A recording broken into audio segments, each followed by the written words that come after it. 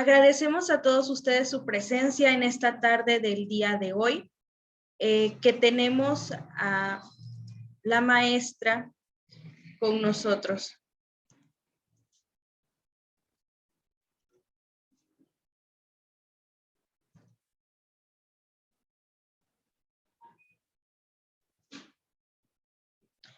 Hoy tenemos el tema feminicidios en México y el daño psicológico a las familias.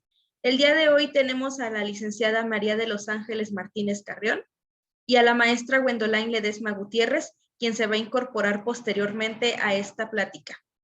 Me voy a permitir dar una breve reseña de la síntesis curricular de la maestra. Ella es licenciada en Derecho con múltiples participaciones en concursos de debate, participante del primer concurso de litigación oral de Abarroli, por la Universidad de Guanajuato, Campus Guanajuato, maestra en Ciencias Jurídico-Penales. Ella es maestrante de Justicia Constitucional.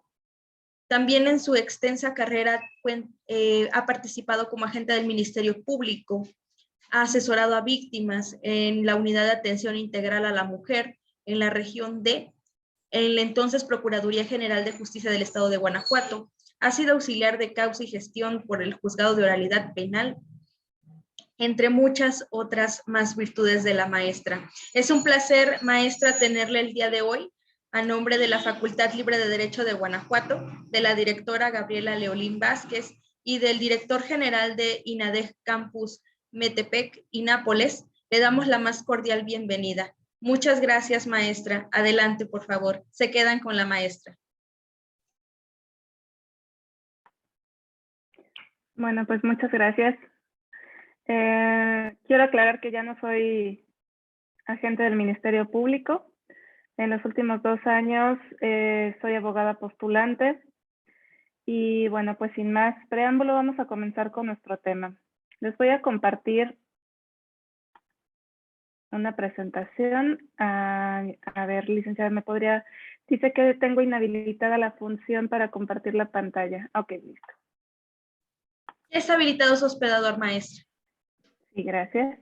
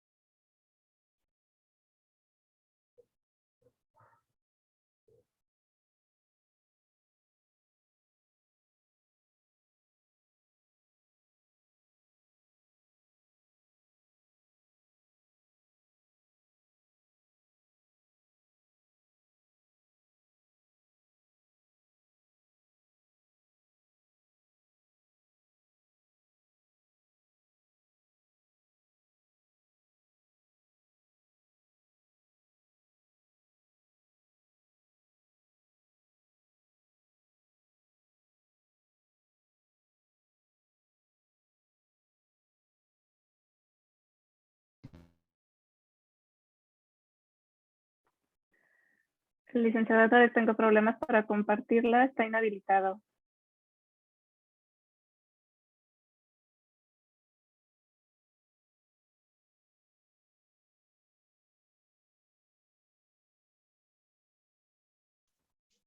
Un minuto, por favor, maestra, y ya le cedo el hospedador.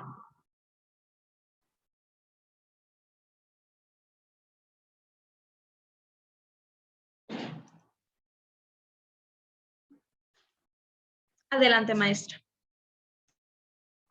Gracias.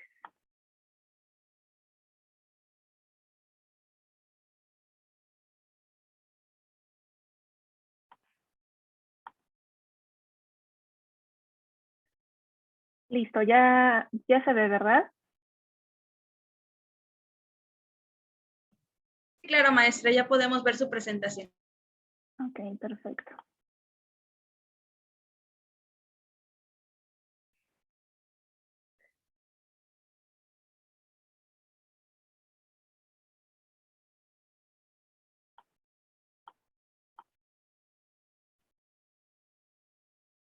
Bien, pues en la pantalla tienen ya las diapositivas con el tema de feminicidios en México. Quisiera compartirles que a lo largo de toda la presentación van a ver imágenes de distintas mujeres o ilustraciones de ellas. Todas han sido víctimas de feminicidio. La frase que ven en la pantalla inicial, porque si algún día soy yo, quiero ser la última, seguramente les sonará conocida. Es una frase que fue utilizada en la marcha del 8 de marzo y por última vez fue utilizada por Nadia para una madrugada siguiente ser asesinada.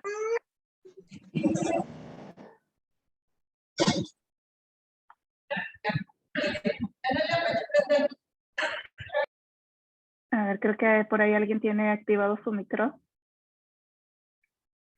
Bien, vamos a comenzar con la definición de qué es feminicidio.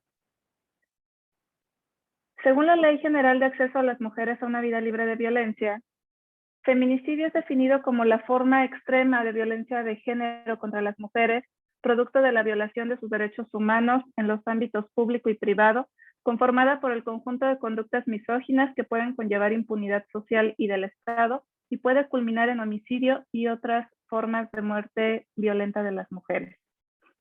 Al respecto, deben de saber que el término feminicidio es una conducta que hasta hace no mucho fue incorporada como una conducta típica en los diferentes códigos de las entidades federativas y, por supuesto, en el Código Penal Federal. Esta es definida como el feminicidio cuando la víctima del homicidio sea mujer. A ver, permítanme un momento.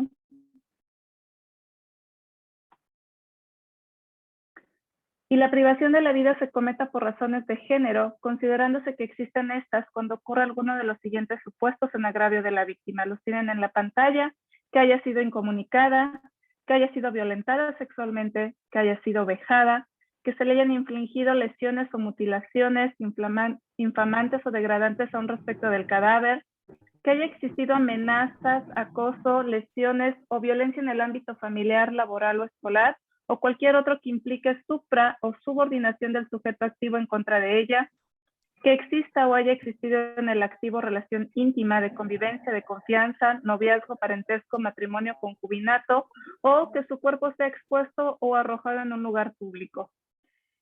En este sentido, bueno, esta conducta, esta hipótesis normativa, se encuentra de manera similar en el Código Penal Federal y en algunas otras entidades federativas.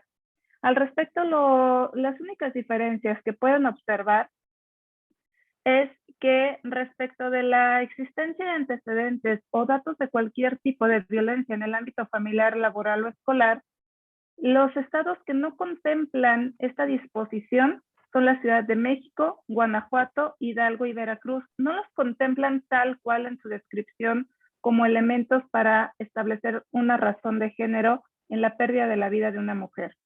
Asimismo, la existencia entre el activo y la víctima en una relación sentimental, afectiva o de confianza, los estados que todavía siguen sin contemplarla es Campeche y Michoacán, al igual que la incomunicación, cualquiera que sea en el tiempo previo a la privación de la vida, no establecida por Coahuila y Michoacán.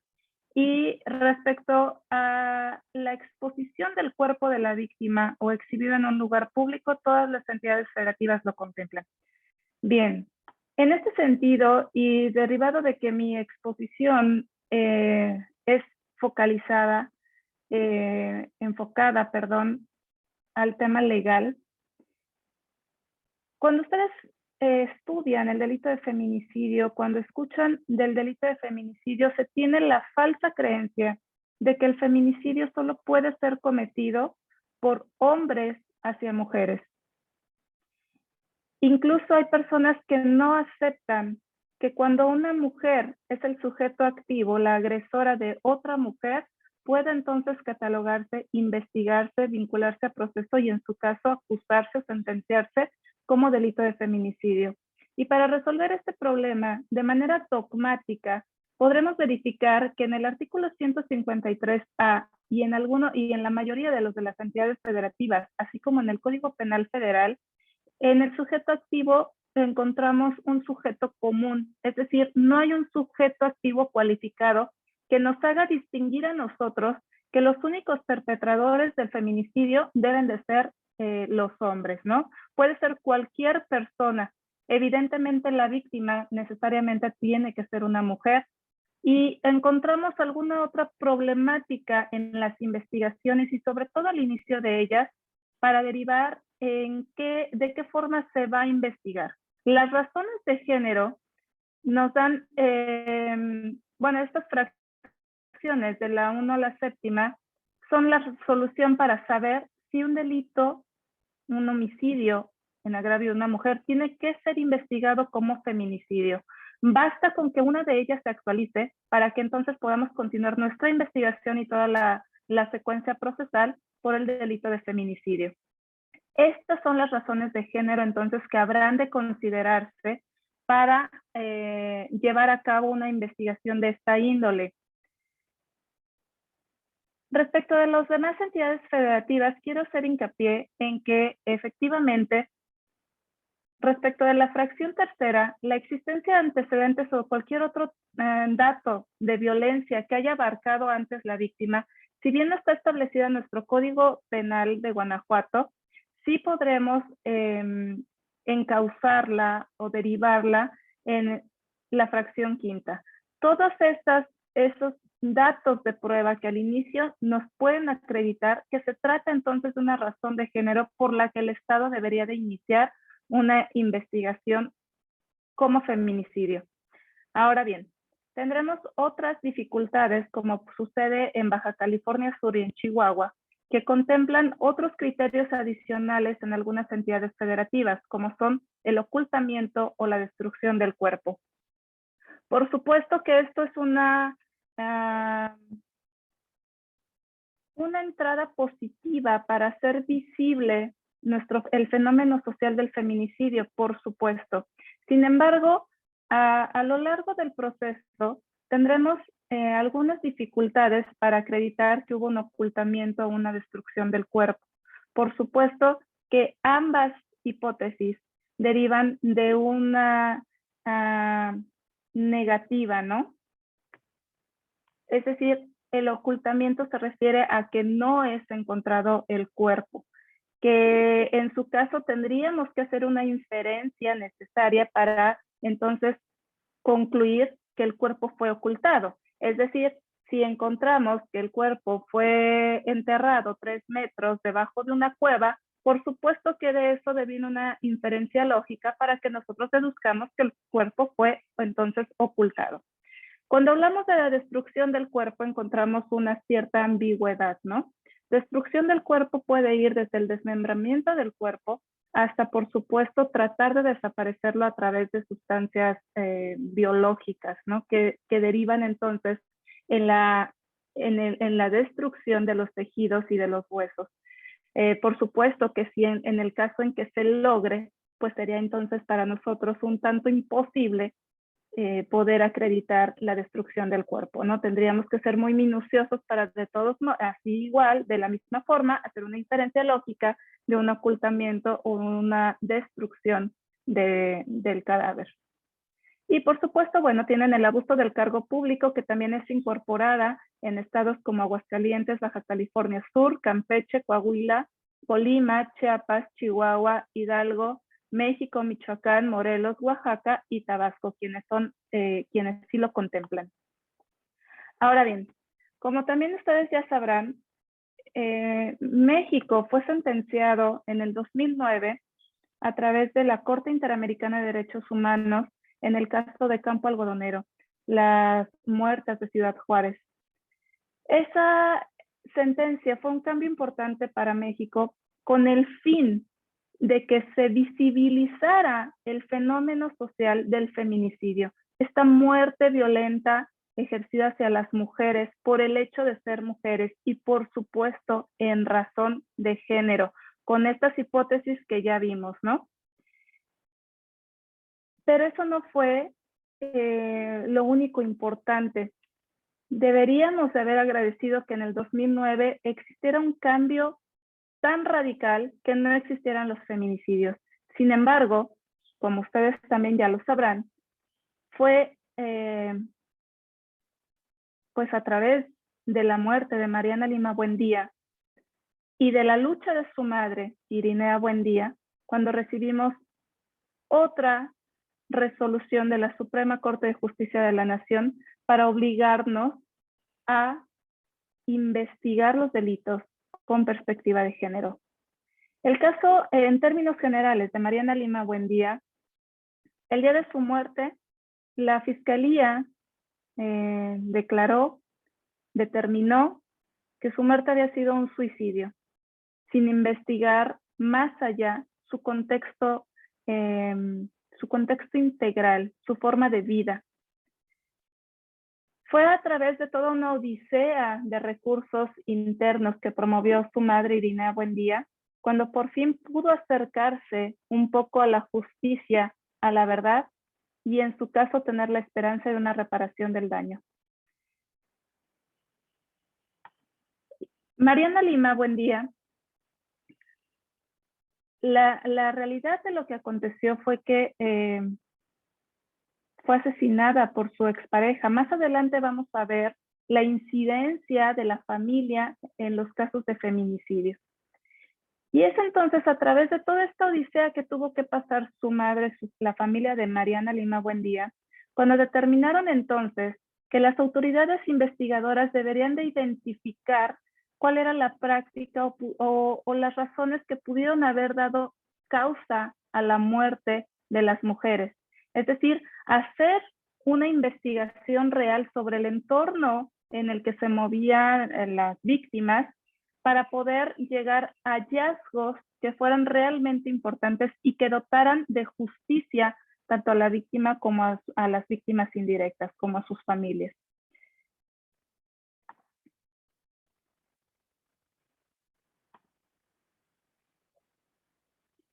En ese sentido, entonces, podremos dar cuenta de algo en común en todos los feminicidios, ¿no? Precisamente nadie esperaba morir.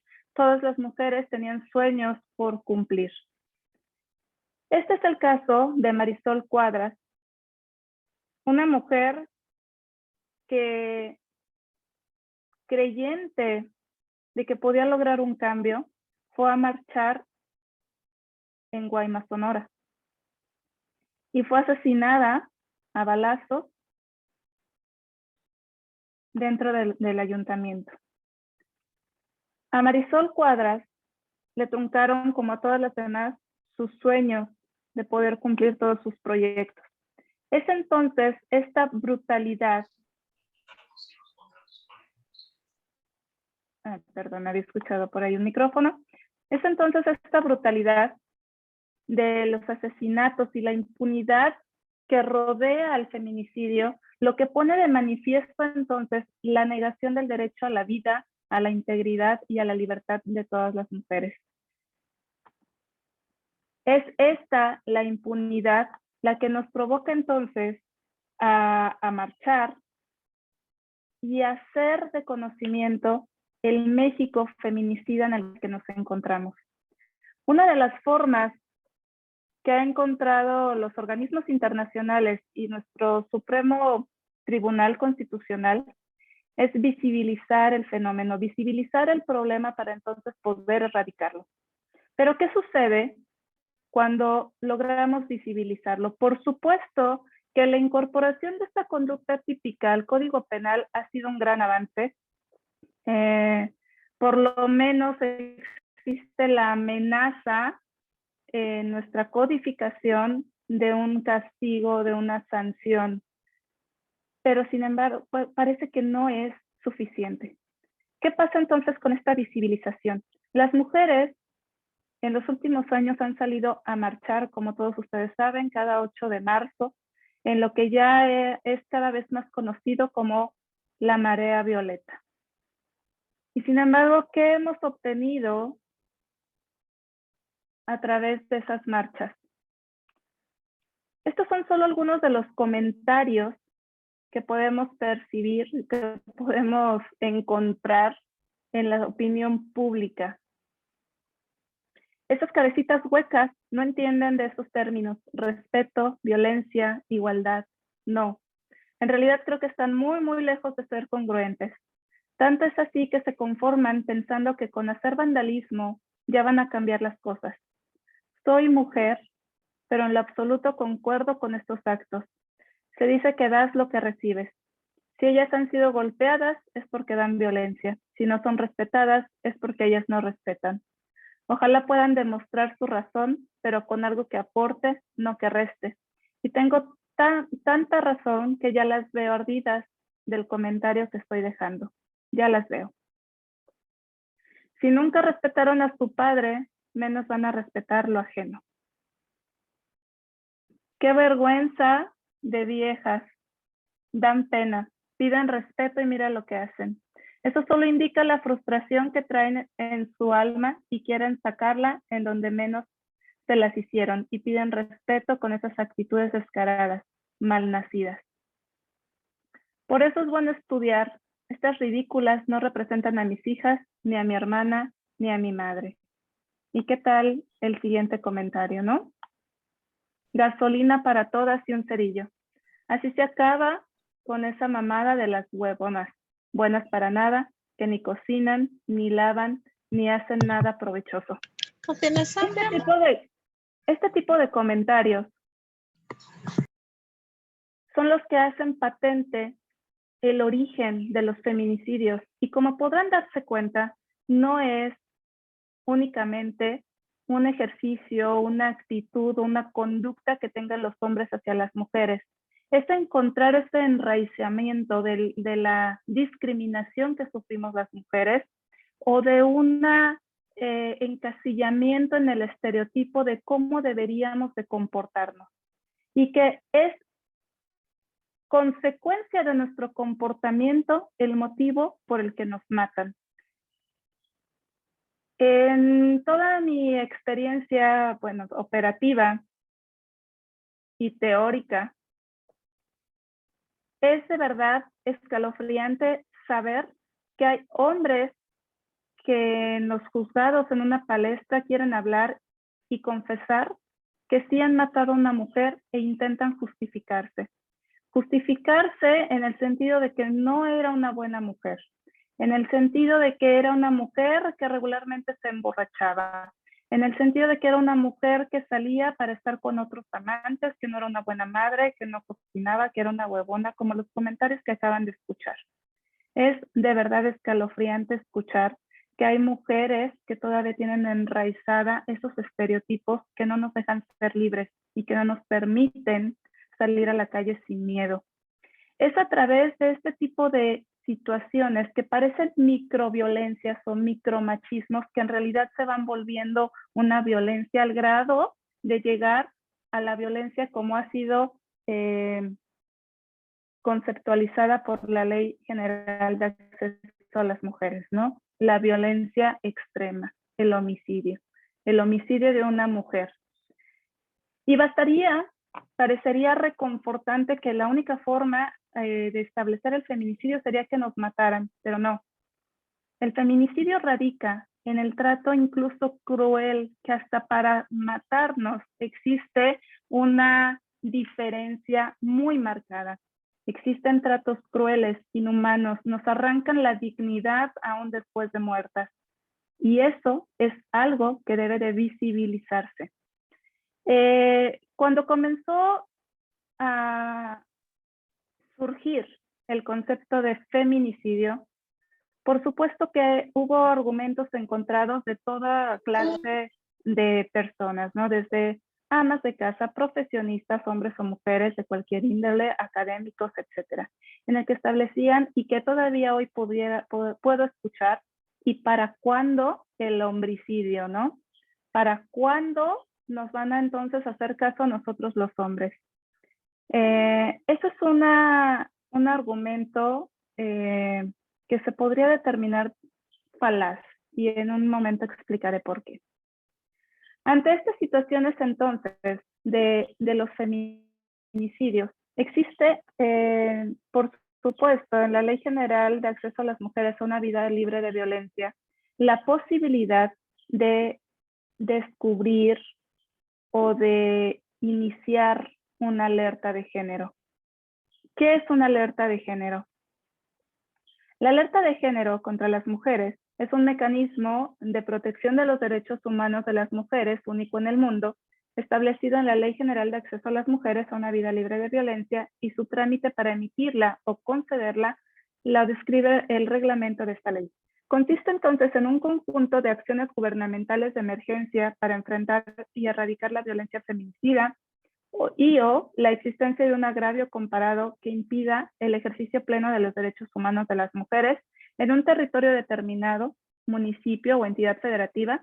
La violencia contra las mujeres la pueden ejercer los individuos o la propia comunidad. Es el artículo 22 de esta ley. Como mecanismo en la escritura, pues es otra forma de hacer visible que tenemos un problema en México. Por supuesto que políticamente hablando, parecería que establecer o emitir un estado de alerta de género en un municipio sería un paso atrás hacia la política, en la política, perdón.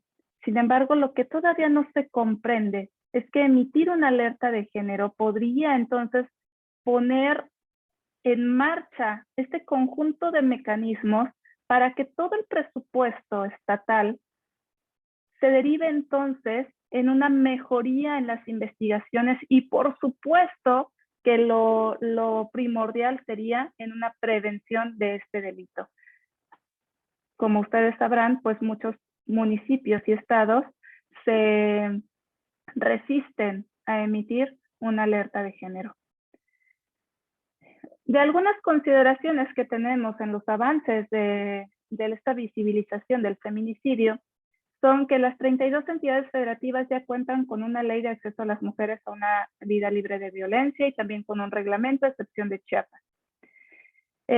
Lamentablemente, solo el 59% de estas leyes de acceso prevén específicamente la asignación de recursos para hacer frente a las alertas de violencia de género, y solamente el 9% contempla la asignación de recursos para la instalación de refugios especializados para mujeres que han sido sobrevivientes de la violencia. Ahora, al final de esta charla, en la sesión de preguntas, comentarios y respuestas, me gustaría escuchar qué sintieron cuando leyeron los comentarios tan solo de las opiniones que tenían sobre la marcha del 8 de marzo, ¿no? Pero bueno, continuando con nuestro tema, vamos a hablar claro.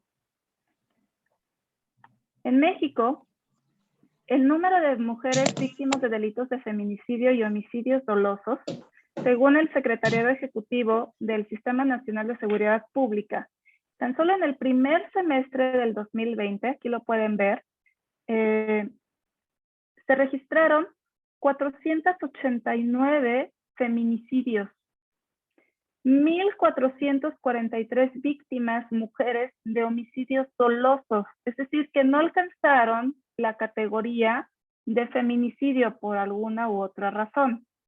Y en total, 1,932 mujeres asesinadas, que eso conlleva a la estadística de afirmar que existen diariamente por lo menos 10 víctimas mujeres de homicidio o feminicidio. 10 mujeres diariamente que han sido privadas de la vida. En esta otra tabla pueden apreciar mejor las cifras que les comento por año, incluso teniendo como máximo el 2020 hasta el momento los estudios realizados. En ese sentido, es conveniente que sepamos cuál es la percepción de inseguridad en las mujeres en un espacio público o incluso privado, que conlleva entonces a confirmar las razones por las que el feminicidio se encuentra tipificado en nuestras legislaciones, ¿no? Aquí, por ejemplo, tienen que en un cajero automático, en una comparación de hombres con mujeres, pues es más o menos similar el nivel de inseguridad que sienten los hombres y las mujeres. Sin embargo, quisiera que se centraran en la casa, ¿no? En la casa, las mujeres se perciben más inseguras que los hombres. Las mujeres se sienten inseguras en un 20%, mientras que los hombres un 16.1%. En un parque, que le cambié. En un parque o centro recreativo, las mujeres se sienten inseguras en un 60.1%, mientras que los hombres en un 46.7%. Es decir, si se fijan en lo general, las mujeres se sienten más inseguras en todos los espacios, tanto públicos como privados, incluso más que los hombres. En esta otra gráfica que les muestro, hay una presunción de homicidio por el lugar de concurrencia y por el medio que fue utilizado para matar. En la primera gráfica van a verificar que las mujeres se sienten inseguras en la vía pública en un 38.9% en el 2020, ¿no? En comparación con los hombres son 52.7%.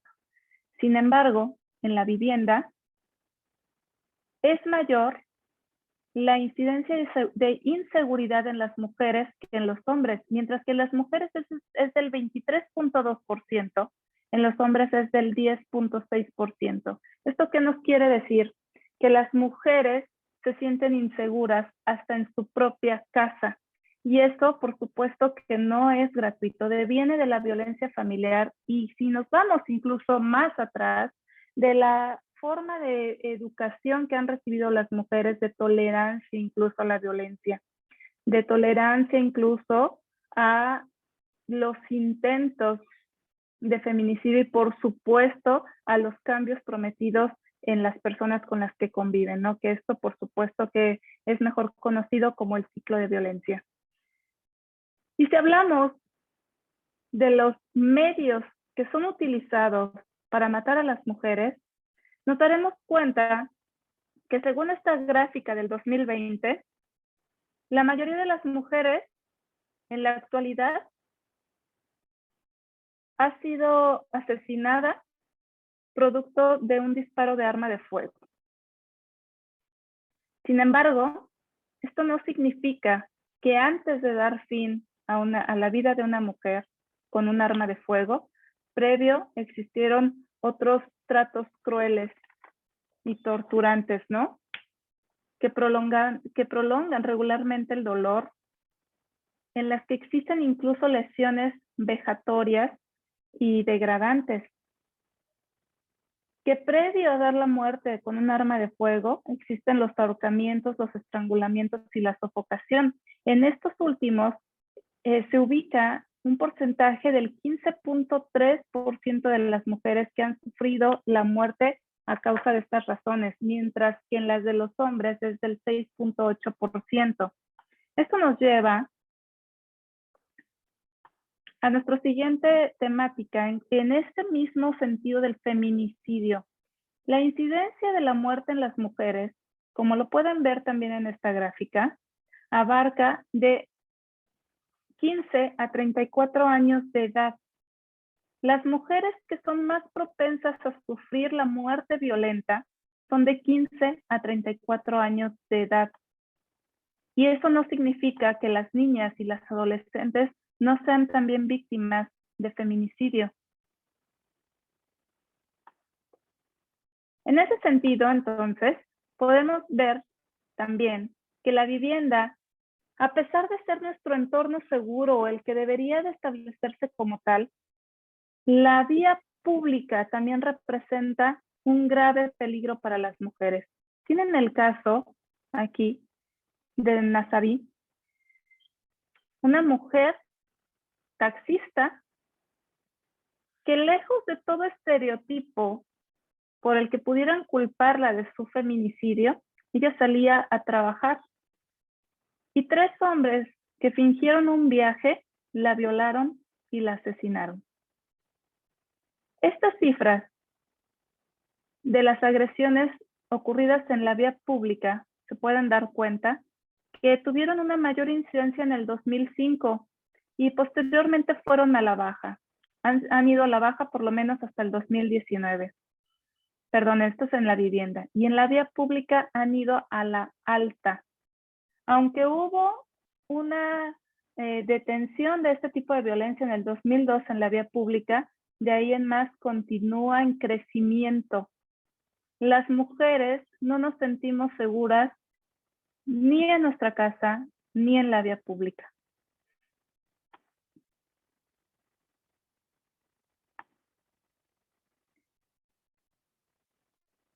Enlazando uno de los comentarios de aquellas personas que se quejaban de las marchas, que decían mejor quédense en su casa, pues también tenemos múltiples casos como los de Lidet, en las que estando en su casa al cuidado de sus hijos, sus parejas o sus exparejas, en el caso de ella, la drogaron, la estrangularon y después la mataron.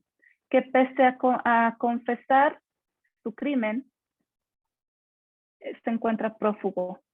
Que pese a contar con todas estas estadísticas, con todos estos nombres que se convierten en números, la injusticia prevalece. Y por supuesto, si no hay justicia en la resolución de la investigación de los casos, mucho menos hay acceso a la verdad y mucho menos hay acceso a una reparación del daño. En esta última tabla, como podrán verificar, Guanajuato se encuentra ya ocupa desde por lo menos en los últimos 4 años, los primeros 5 lugares de feminicidios en el estado. Este entonces es un grave problema. Y respondiendo a quizá una pregunta que no me ha sido formulada respecto del por qué los hombres no tienen un tipo penal específico para investigar su muerte, podrán darse cuenta que los hombres regularmente son los perpetradores de los delitos que ocurren al interior de una vivienda. Eso lejos está en una comparación que pueda hacerse hacia las mujeres y de ahí la importancia entonces de la visibilización del fenómeno, que lejos de tratar de taparnos los ojos y pretender que no sucede porque tenemos el privilegio quizá de que a nadie cercano a nosotros nos ha sucedido, no sirve de nada. Lo que sí es necesario es entonces verificar que las causas de la muerte de las mujeres es por el hecho de ser mujeres. Y no solo ello, sino que además conllevan otras razones que no necesariamente sean porque fue degradada en su cuerpo después de la muerte, sino que a raíz de un hecho violento previo al feminicidio, la muerte se da para tratar de ocultarlo. Me explico. En esta charla solamente estamos hablando de estadísticas de feminicidio. No hemos tratado siquiera de las violencias sexuales que sufren las mujeres, pero en muchas de ellas, tras un acto violento sexual, finalmente deciden darles muerte, conocedores de que seguramente pues podrá interponer una denuncia, podrá señalarlo, podrá identificarlo. Entonces, la oportunidad que toman es silenciarlas a través de la muerte. Por supuesto que esta visibilización también radica en que las propias mujeres nos demos cuenta de nuestras propias actitudes misóginas y machistas, que incluso pasamos a nuestras siguientes generaciones, ¿no? A nuestras hijas, a nuestras sobrinas, en las que incluso les damos a entender que la violencia es tolerada. Y eso es algo que debe desaparecer más allá de la evidente responsabilidad que tienen los estados y las autoridades Debemos de comenzar nosotros por hacer visible que el fenómeno acontece y que cada vez está más cerca y que no reconoce estatus social ni edad en las víctimas de las mujeres de feminicidio, ¿no? En ese sentido, también quisiera, ya se me está acabando el tiempo, quisiera comentarles, quisiera compartirles que las entidades federativas, pocas son las que tienen un protocolo para investigar un delito de feminicidio. Pocas son las entidades federativas que tienen una unidad especializada en el combate a este atroz delito. ¿Qué quiero decir con esto? Regularmente, las fiscalías atienden los delitos de feminicidio en la misma unidad en la que se investiga cualquier homicidio. Son muy pocas las que se encuentran especializadas y por supuesto que hablando de recursos humanos, son muy pocos los servidores públicos que realmente tienen una especialización para buscar este contexto integral que finalmente nos va a llevar a la frase tan magistral que parece, ¿no? Perspectiva de género. Los ministerios públicos es muy común que vayan con el juez a solicitar que resuelva con perspectiva de género, pero si el servidor público, la servidora pública no entiende qué es la perspectiva de género, difícilmente va a poder llevar a cabo, va a poder llevar ante un juez una investigación que sí haya sido determinada, incluso con perspectiva de género, en la investigación policial, en la investigación pericial y, por supuesto, en la determinación del operador agente del Ministerio Público. Cabe también resaltar que en esta época de la pandemia de COVID-19, el incremento en la violencia hacia las mujeres fue a la alta, al grado de que también, por supuesto, incrementó esta violencia extrema que llega a culminar en feminicidio. Y bueno, por supuesto que la encomienda también a los estados y a las autoridades es la facilidad que deberían de otorgar de contar con asesores jurídicos que de igual forma se encuentren especializados en el combate, en la investigación y en el estudio de los delitos de feminicidio. Solo entonces podremos quizá erradicar este atroz delito. Quise culminar en esta diapositiva que seguramente a muchos de ustedes les sonará conocida, es un himno de las marchas feministas, ¿no? Es solo un extracto de ello. Y con ello yo quisiera recalcar, refrendar también el compromiso de que está en estos espacios públicos se visibilice cuál es el fenómeno de los delitos y de la violencia que sufrimos las mujeres. Reiterando entonces que resuene fuerte, nos queremos vivas. Muchas gracias por escucharme. Muchísimas gracias, maestra. Si alguien tiene alguna pregunta o gusta hacerlo al final de la sesión de preguntas y respuestas que vamos a tener tanto con la maestra María como con la maestra Gwendoline.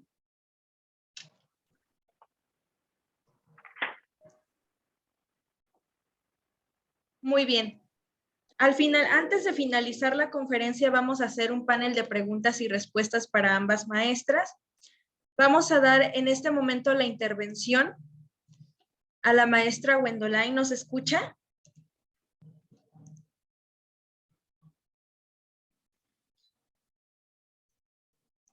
Maestra Wendy Ledesma.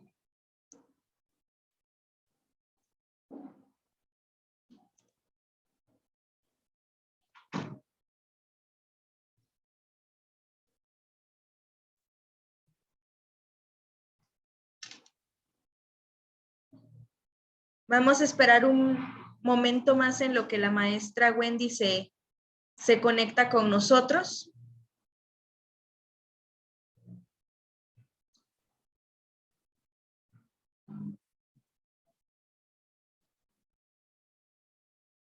Si alguien tiene alguna duda, algún comentario con la maestra María, puede hacerlo en este momento.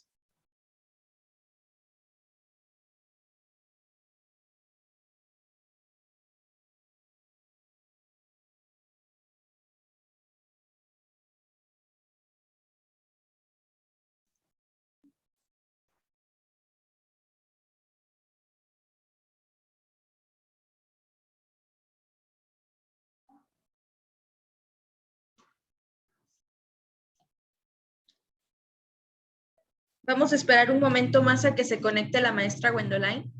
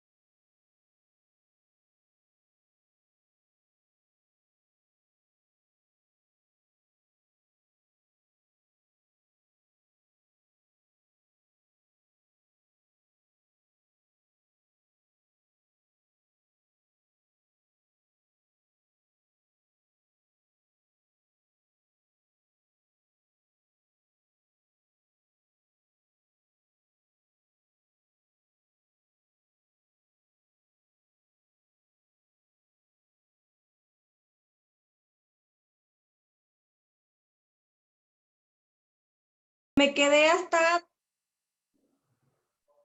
¿Sí? Vamos a reincorporar la sesión de hoy. También nos acompaña la maestra Gwendoline Ledesma Gutiérrez. Ella es licenciada en psicología, maestra en psicología jurídica y forense, en victimología, certificada de manera internacional por The Forensic Criminology Institute. Cuenta con diploma de la Suprema Corte de Justicia de la Nación. Cuenta con diploma en psicología de lo criminal por la Universidad Iberoamericana de León, Guanajuato. Diplomada en perfilación criminal por la Red Internacional de Criminología, directora de la Red de Atención Integral Especializada a Víctimas y Prevención de la Violación, secretaria del Colegio de Criminólogos y Ciencias Jurídico y Penales del Estado de Guanajuato, ACE, entre muchas otras más virtudes con las que cuenta la maestra Gwendoline. El día de hoy nos presenta el tema feminicidios en México y el daño psicológico a las familias, del cual la maestra María de los Ángeles ya nos habló un poquito y ya la maestra Gwendoline nos va a explicar un poco más de la cuestión psicológica y el daño a las familias. Adelante, maestra. Muchas gracias. Pues bueno, antes que nada agradezco la invitación. Estuve por ahí escuchando un poco de la conferencia de la maestra sobre la cuestión del problema actual que hay sobre el feminicidio.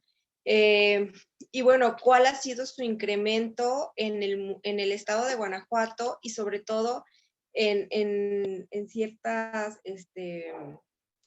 entidades en donde, pues bueno, inevitablemente Guanajuato o León, más bien León, es una de las principales o que cuenta con mayor índice de feminicidios.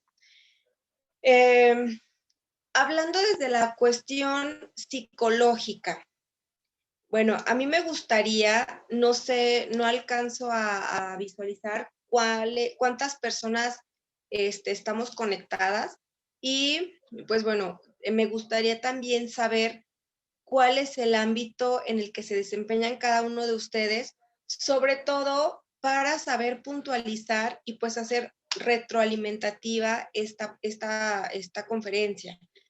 Desde el aspecto psicológico, bueno, sabemos que cuando una persona desaparece, que es uno de los principales o uno de los inicios del feminicidio, cuando una persona está siendo vulnerada, cuando dejamos de saber respecto a una persona, pues bueno, empieza una cuestión psicológica muy agraviante, ¿sí?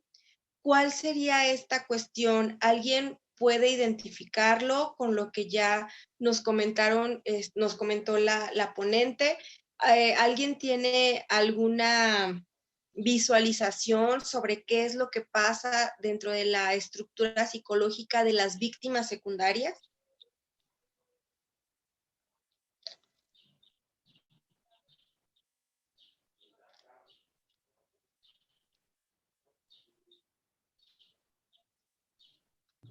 Adelante, pueden abrir su micrófono, por favor.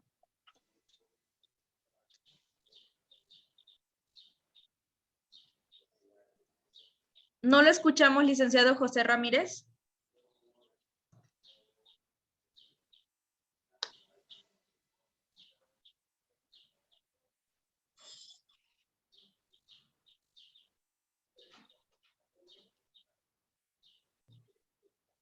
Licenciada Jessica Soria, ¿puede abrir su micrófono, por favor? Y darnos su opinión al respecto.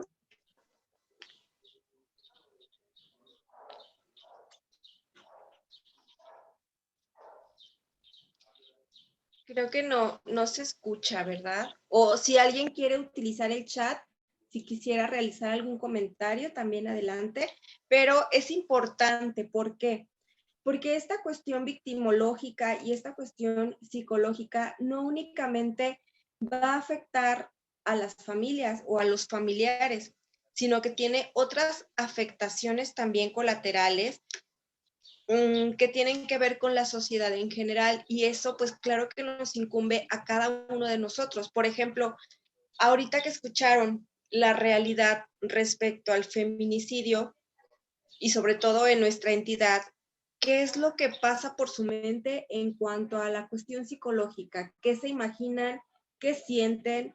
Y cómo se visualizan dentro de esta sociedad. El que podamos compartir esto es muy importante porque nos va a ayudar a ampliar el panorama para poder dar pauta e iniciar este tema. Así que si alguien quiere utilizar su chat o alguien puede abrir su micrófono sin ningún problema.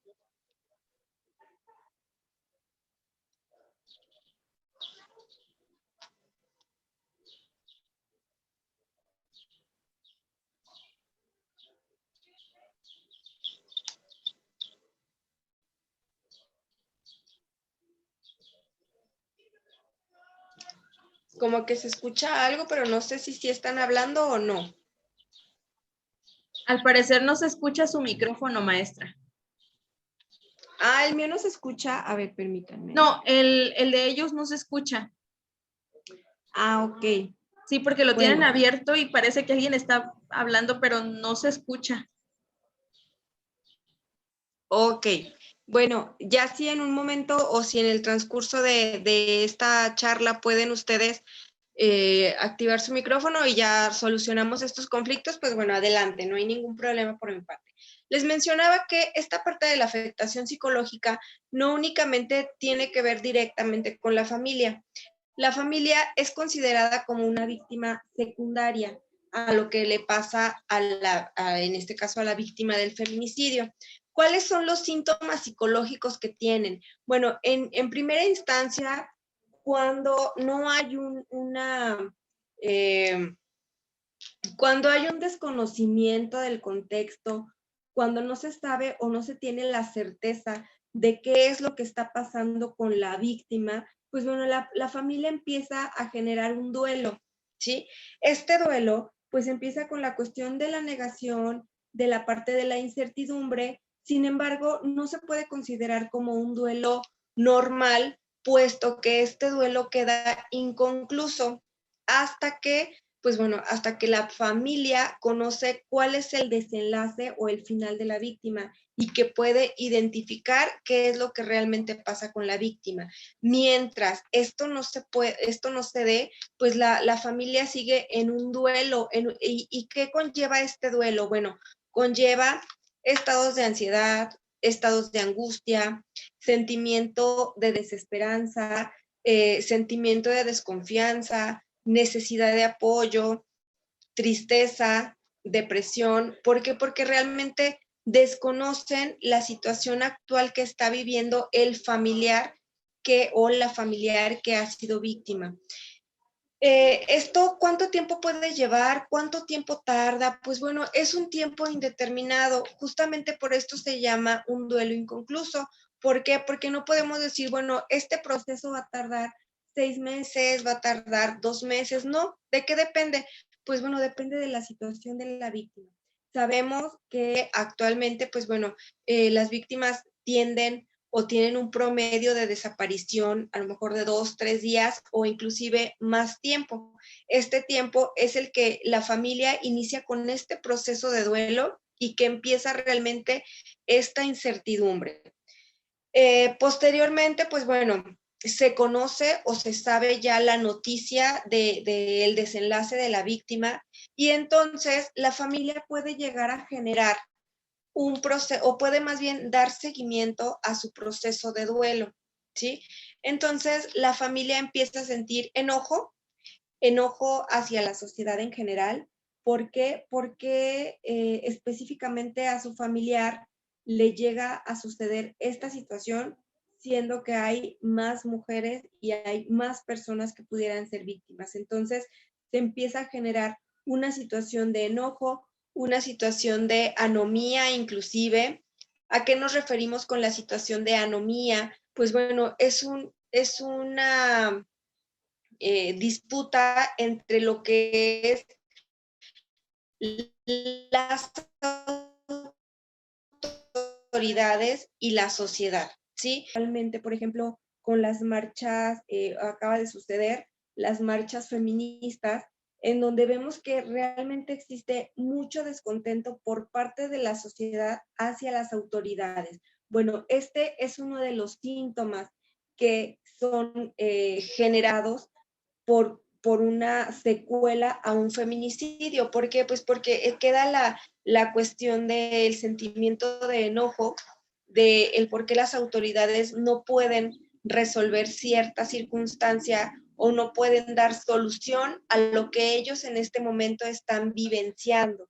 Entonces se da un estado de anomía. En este estado podemos identificar o podemos observar que las víctimas, pues bueno, las víctimas secundarias o víctimas colaterales pueden hacer diversas circunstancias en donde pues finalmente o la finalidad va a ser exigir justicia. Dentro de estas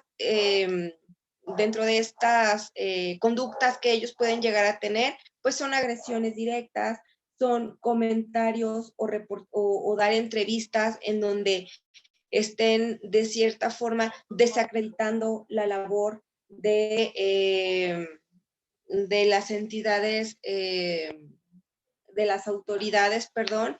Y pues bueno, esto a su vez trae como consecuencia ya no solamente una implicación con las víctimas secundarias, que serían los familiares directos de la víctima, sino que ahí ya está generando un círculo aún mayor y está generando víctimas terciarias.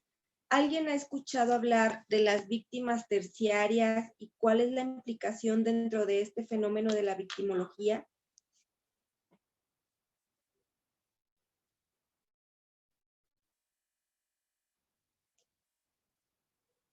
Creo que seguimos que no se escucha, ¿verdad? Habíamos comentado, ok.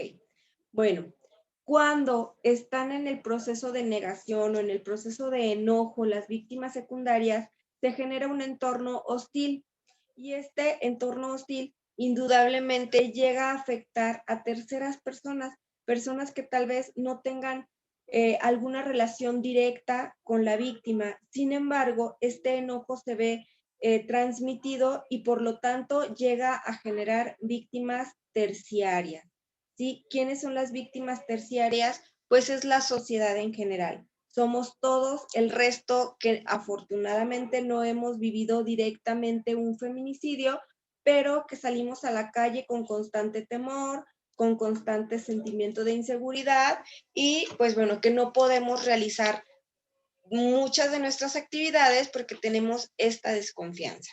Entonces, bueno, aquí entonces ya tenemos víctimas primarias, que es la víctima directa o la víctima directa, víctimas secundarias, que serían los familiares directos o personas cercanas a quien padeció esta victimización. Y tenemos como tercer punto las víctimas terciarias, que son la sociedad. Luego entonces, toda la sociedad estamos siendo víctimas terciarias de este fenómeno. Ok, estábamos hablando entonces dentro del proceso de duelo, que se da la negación, se da la parte del enojo, posteriormente se entra en un estado de impotencia también, ¿sí? ¿Por qué impotencia? Porque la persona empieza a sobresaturar su proceso de pensamiento, imaginando todas las situaciones por las cuales, pudo haber pasado su familiar, ¿sí? A esto se le llama rumiación. Esta rumiación, pues, es traer pensamientos constantemente del pasado al presente. y es estar revictimizándose constantemente al no tener una respuesta en concreto de qué es lo que pasó, aunado a que no hay una respuesta concreta de las autoridades en muchos de los casos. ¿Hasta aquí va quedando alguna duda?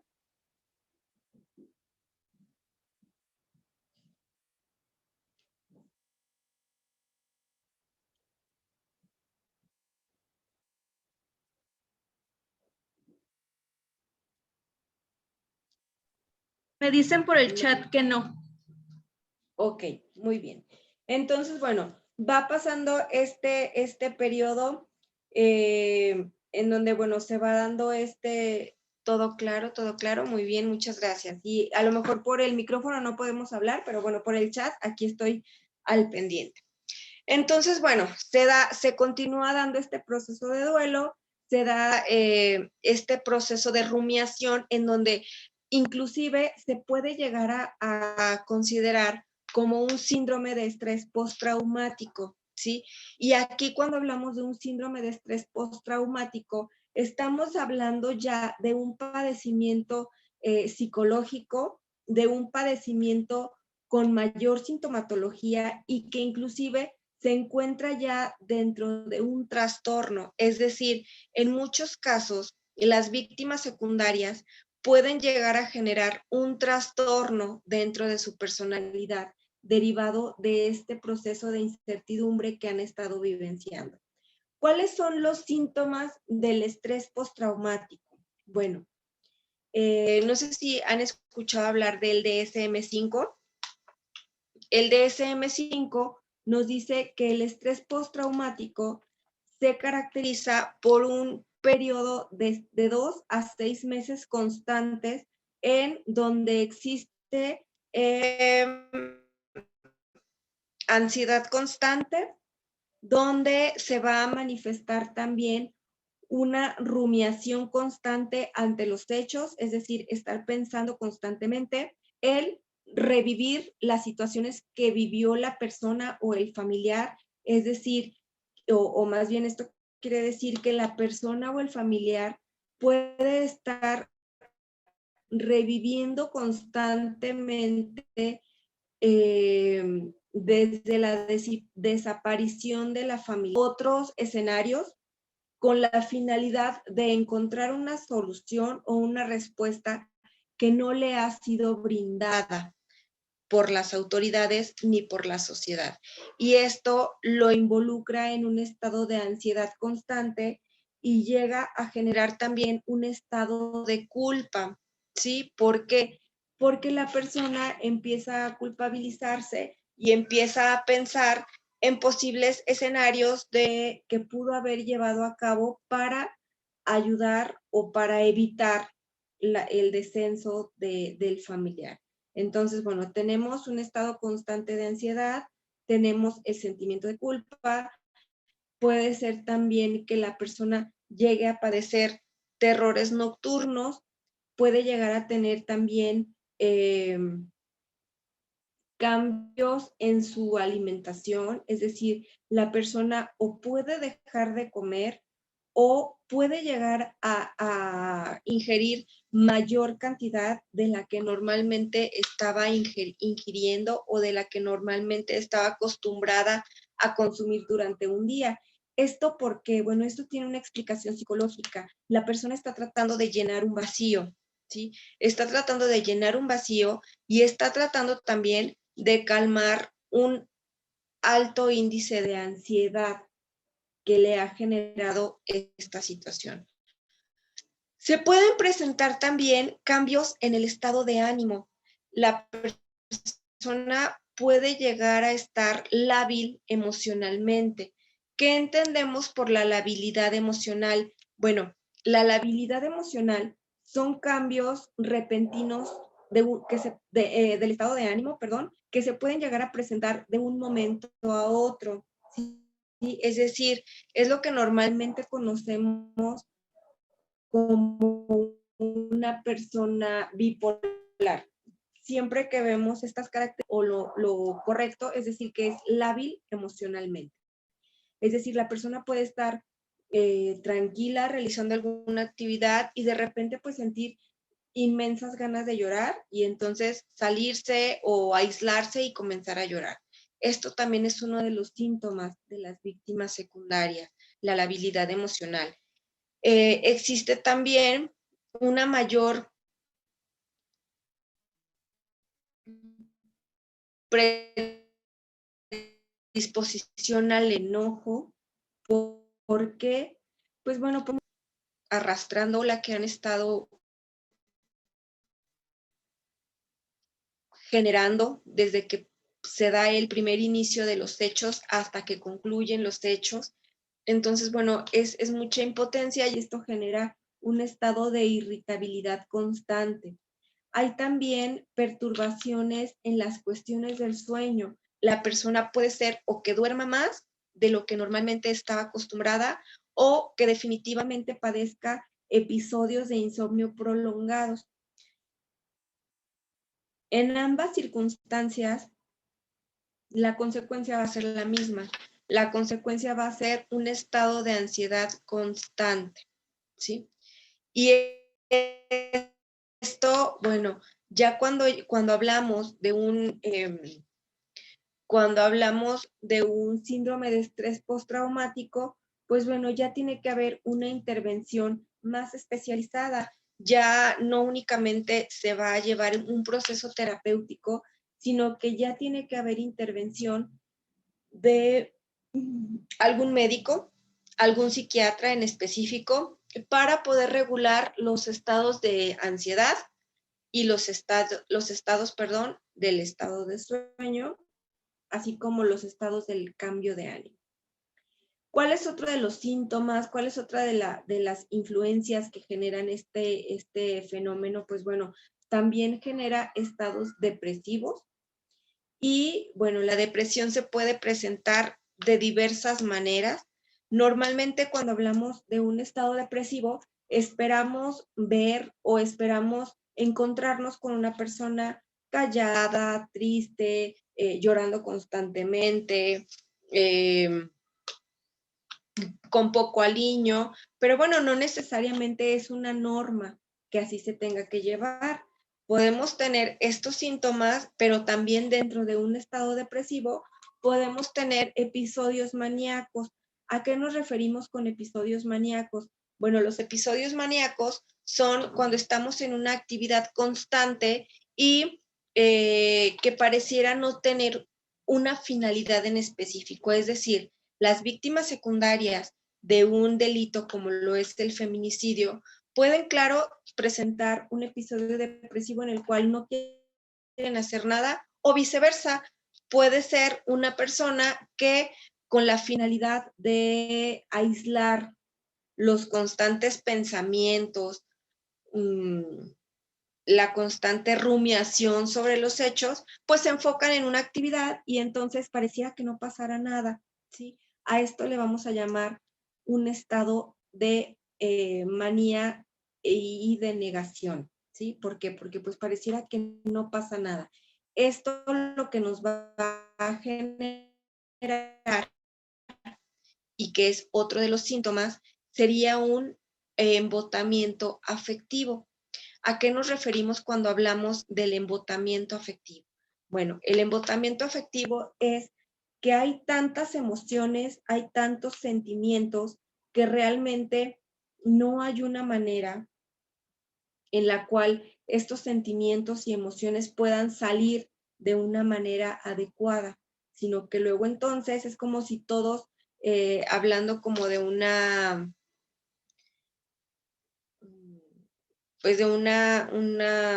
ejemplo, como si todos quisiéramos salir por la misma puerta y al momento nadie puede salir.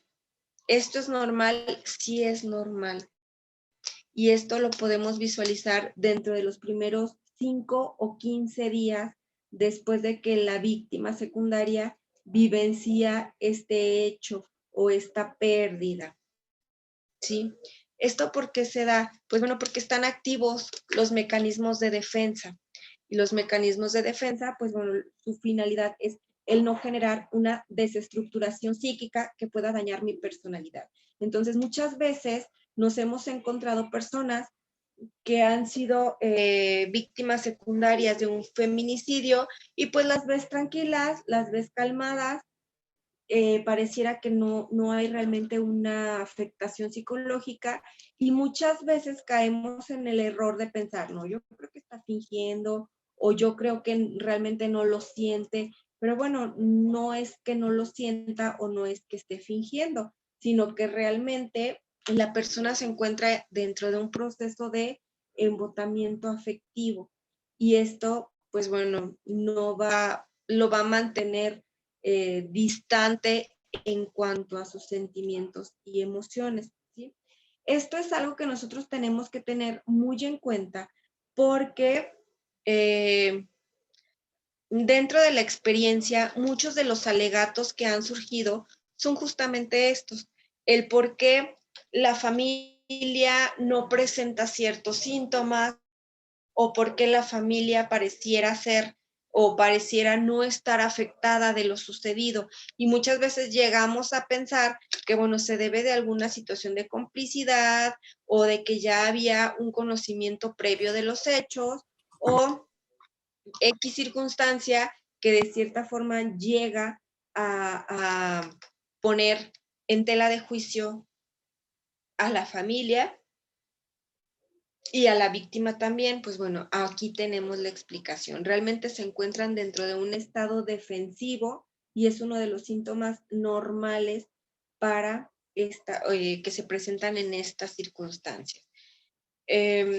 Posteriormente, bueno, se va llevando a cabo el duelo, ya hablamos de la negación, hablamos del sentimiento de enojo y pues empezamos después de esto a tener una aceptación de los hechos, ¿sí? Pero esta aceptación no es como una situación que se encuentra dentro de los parámetros normales, sino que más bien es una situación que lejos de llegar a la resignación, genera un estado de sentimiento de tristeza constante.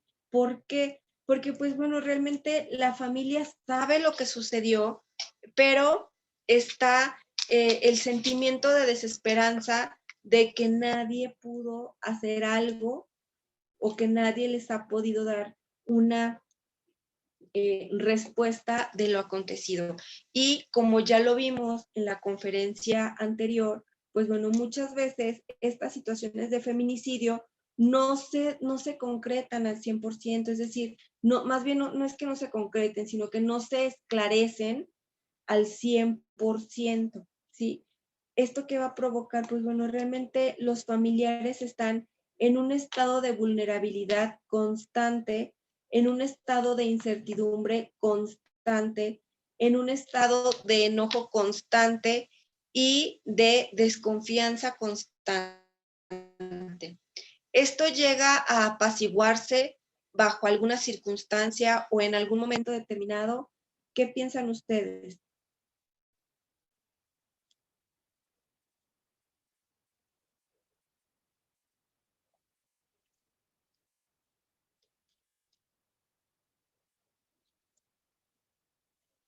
¿Creen que estos síntomas lleguen a calmarse en algún momento? A ver, por aquí no sé si haya alguien. Creo que no.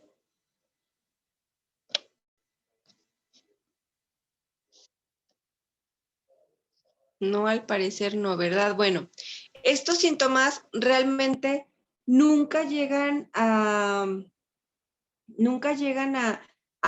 calmarse.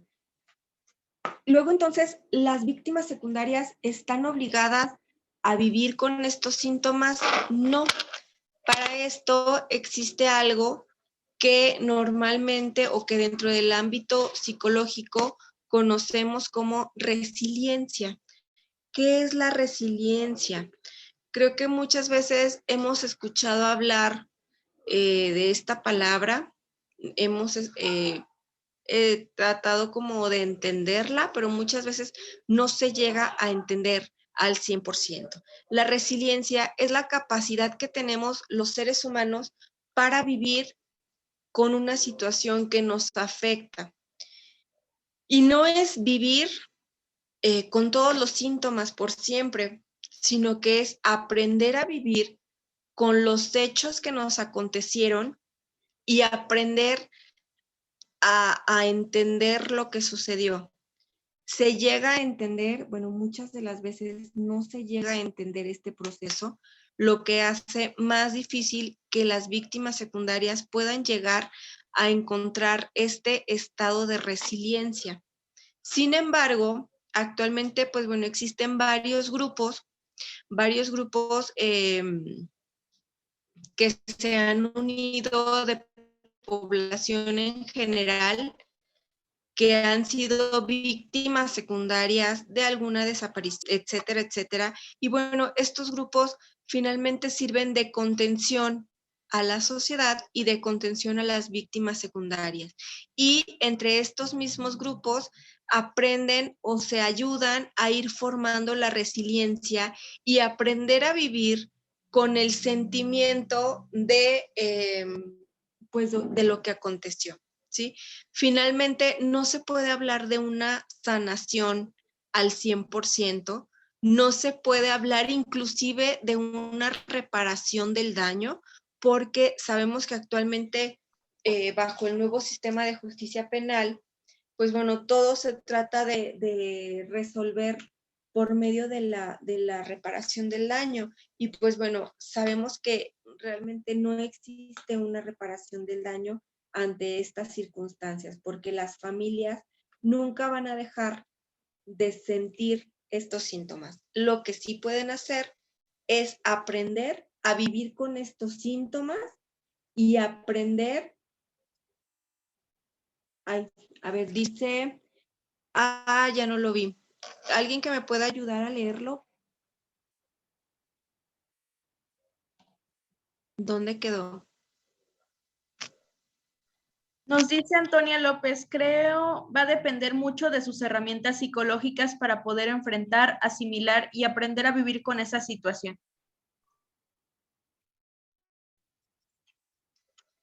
Exactamente, ahí vamos para allá, se nos adelantó.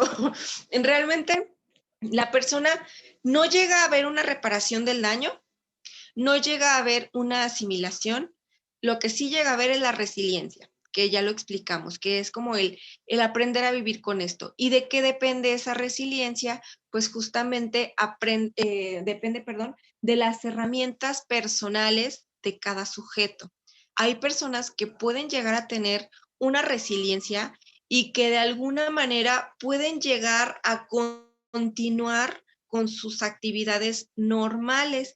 Y lo ponemos entrecomillado porque, bueno, finalmente siempre va a estar un estado de paranoia constante, el sentimiento de tristeza, el sentimiento de impotencia y el sentimiento de culpa.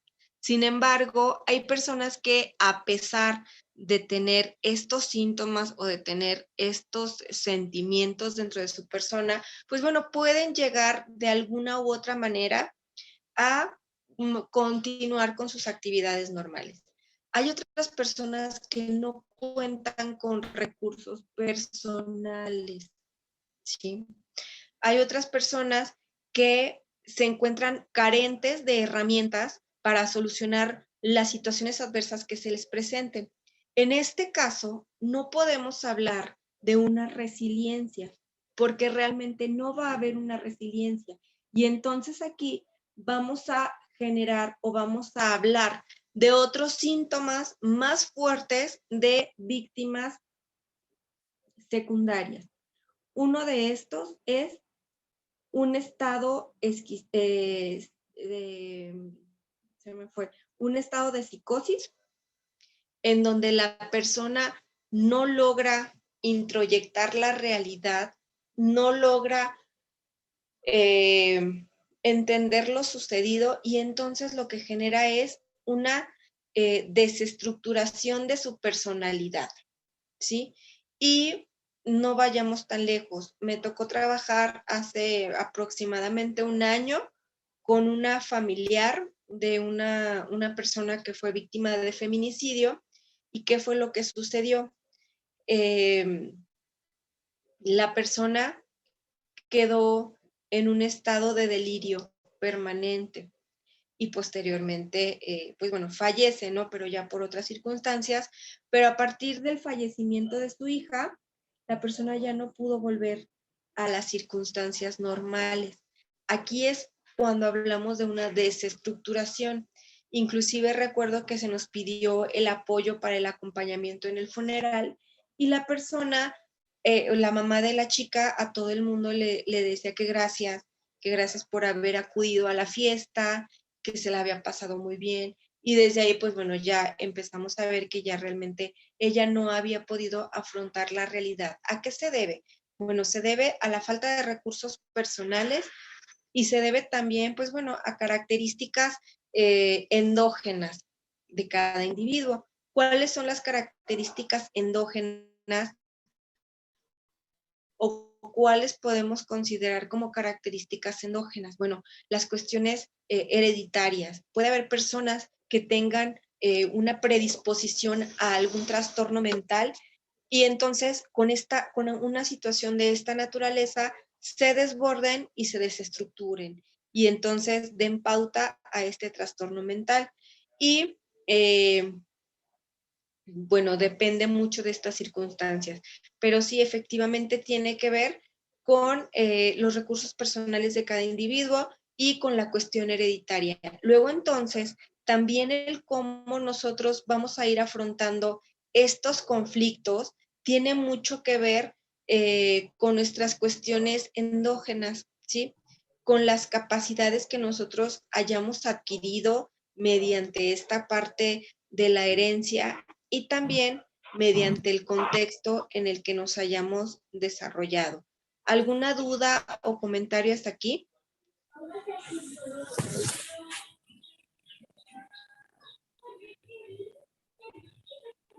Por ahí se escucha algún micrófono. ¿Alguien quiere mencionar algo?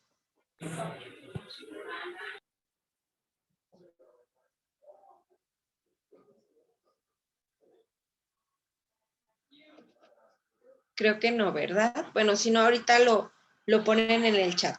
¿Cuál sería el tratamiento adecuado o el tratamiento indicado para estas personas? Bueno, cuando hablamos de una cuestión psicológica y de los síntomas que ya se mencionaron, pues bueno, un proceso terapéutico, el más indicado, pues es una terapia grupal.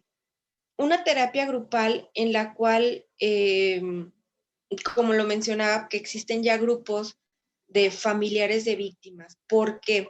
Porque de esta manera la víctima secundaria se da cuenta que su familiar no ha sido la única víctima de esta situación y por lo tanto el sentimiento de impotencia disminuye, no mucho, pero sí llega a disminuir y entonces le da mayor tranquilidad al familiar. Número 2, se recomienda tratarlo desde una perspectiva cognitivo-conductual. Cuando hablamos de una perspectiva cognitivo-conductual, hablamos de una reestructuración de pensamiento, ¿sí? ¿Por qué?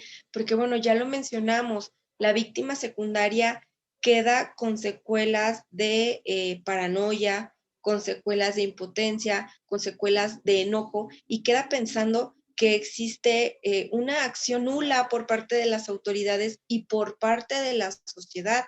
Entonces, lo que necesitamos desde la parte psicológica trabajar, pues es una reestructuración en la cual se le haga entender a la persona que, bueno, se dieron ciertas circunstancias, mas no significa que toda la sociedad sea igual o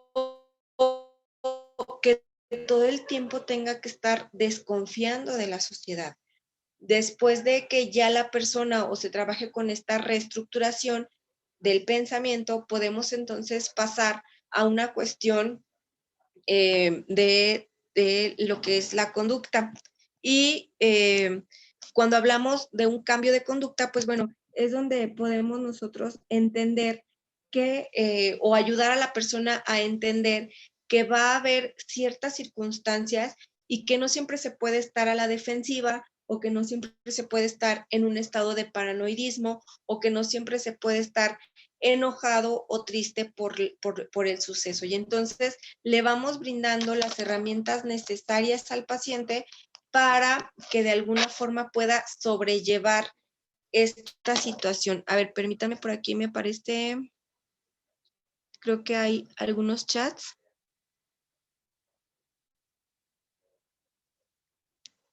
Ah, no, pero es para la otra, ¿verdad? Todo claro, todo claro. Ok. Perdón, es que me aparecieron ahí algunas cuestiones. Ok. En segunda instancia, tenemos que buscar un grupo de apoyo en el cual se le puedan dar herramientas a la familia para volver a confiar en la sociedad en general y también volver a generar ese estado de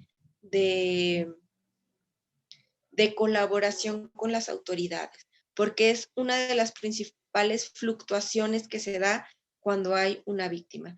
Y finalmente, pues bueno, se recomienda trabajar una terapia humanista. ¿Para qué? Para ayudar a sobrellevar el duelo, para ayudar a completar el duelo y ayudar a que, bueno, esto se pueda cerrar de la mejor manera. Como ya lo mencioné, realmente nunca hay una reparación del daño, nunca hay una cura definitiva.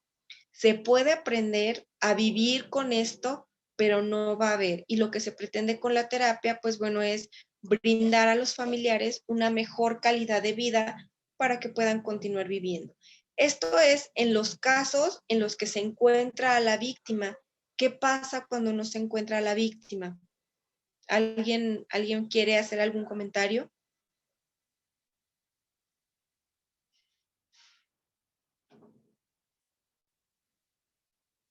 ¿Qué pasa cuando hay una desaparición y que realmente no se tiene claro qué fue lo que pasó con la víctima?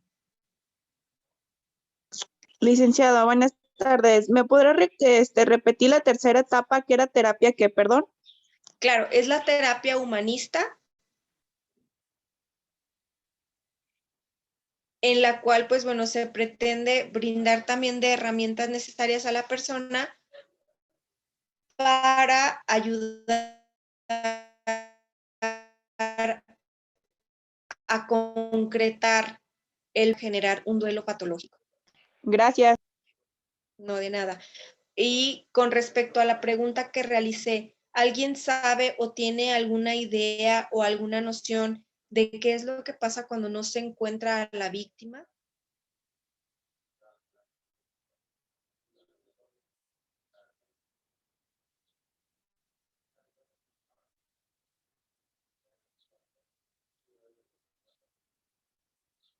Dice Antonio López.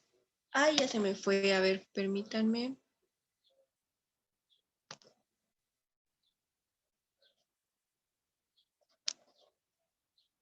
Ya no lo veo. ¿Alguien que me pueda ayudar a leerlo? Porque creo que ya... Antonio López nos dice, creo que es muy complicado debido a que aún existe esa incertidumbre y a la vez esperanza de recuperar a un ser querido. Exacto.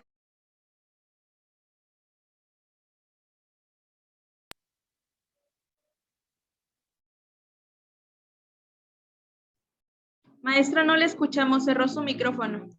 ¿Ya? ¿Ya se escucha? Ya, maestra, adelante. Ok, es que ya no sé, ahí ya no veo nada. Ok, cuando efectivamente, cuando realmente no hay una conciencia o no se sabe a ciencia cierta lo que pasó con la víctima o lo que pasa con cuál fue el desenlace de la víctima, pues bueno, tenemos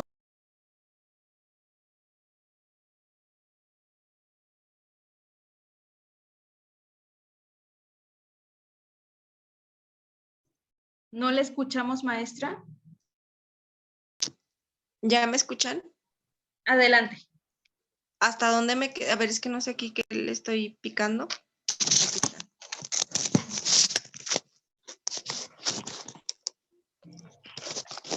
Creo que ya. Ok, bueno, les comentaba entonces que cuando no hay no se sabe en concreto cuál fue el desenlace de la víctima, pues bueno, realmente la familia nunca llega a concretar un duelo, nunca se inicia ni siquiera un proceso de duelo, porque está la incertidumbre constante. Y algo que sucede muy a menudo es que estas personas, pues bueno, presentan todos estos síntomas de manera constante y continua y están en constante incertidumbre, como lo comenta el compañero, y realmente con este tipo de personas no se puede llegar a generar o a establecer un plan de trabajo. Se puede dar un proceso de contención, sin embargo, un plan de trabajo es muy difícil. ¿Por qué? Porque la persona va a estar con cambios anímicos constantemente, es decir, si encuentran algún cuerpo, si hay alguna señal de que pudiera ser su familiar, pues bueno, la persona va a volver a reiniciar su proceso de duelo. Entonces, esto es aún más complicado. A este tipo de personas o las personas que están en este tipo de circunstancias, pues normalmente lo que se recomienda es tenerlos en grupos de trabajo en los cuales puedan atender esta sintomatología, pero nada más. ¿Por qué? Porque va a ser una incertidumbre constante, va a ser un cambio constante y va a haber muchos altibajos. Ahora, es muy importante y creo que me parece muy, muy acertado que hablemos respecto a las víctimas secundarias o a los familiares de las víctimas del feminicidio. Pero también hay otra población que no hemos estado contemplando o que no hemos visualizado como tal, y creo que pues muchos debemos o más bien no es que muchos debamos, sino que más bien los tenemos que tomar en cuenta de una manera en general. Y lo mencioné al inicio. ¿Qué pasa con las víctimas terciarias? ¿Sí? ¿Qué pasa con el resto de la sociedad?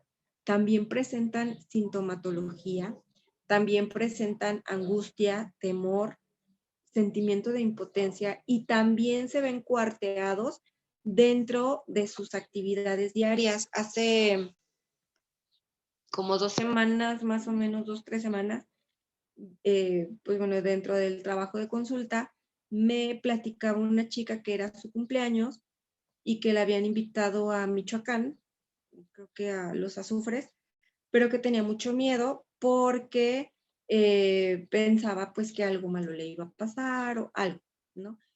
Y entonces me llamó mucho la atención el verlo, visualizarlo de esta manera. Le pregunté, oye, ¿y a ti te ha pasado algo o por qué esta incertidumbre? No, ninguna, pero pues es que todo lo que se escucha. Y entonces ahí vemos la victimización terciaria y muchas veces no lo tomamos en cuenta y muchas veces no nos percatamos de lo que está sucediendo en la sociedad y cómo nos estamos sintiendo la sociedad que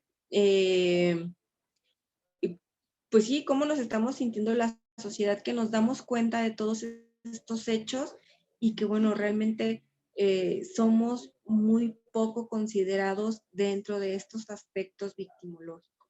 Entonces, bueno, para finalizar, alguna recomendación que yo daría, pues bueno, sería enfocarnos en las víctimas en general, sin escatimar si son víctimas secundarias, víctimas primarias, víctimas terciarias, porque finalmente es un conflicto que nos está atacando a la sociedad actual, que está generando estragos dentro de la sociedad actual y dentro de la conducta que como ciudadanos estamos desarrollando día a día.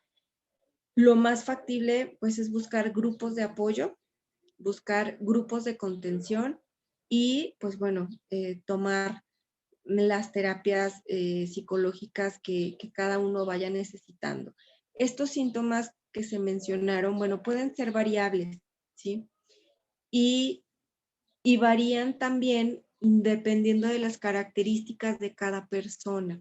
Es decir, se pueden presentar en ciertas personas y hay otras personas que van a presentar otros síntomas y bueno, no se puede hablar de una categorización en específico. Los más comunes de observar son los que ya se mencionaron, pero bueno, realmente no hay como un tope en el que podamos decir, puede presentar ansiedad y puede presentar lo máximo,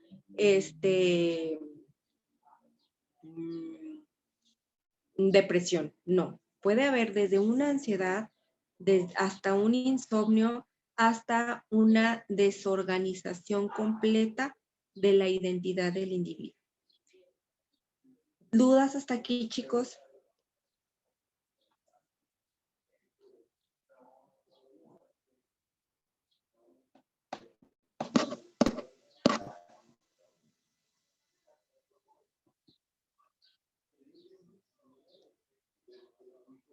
¿Alguien tiene alguna duda?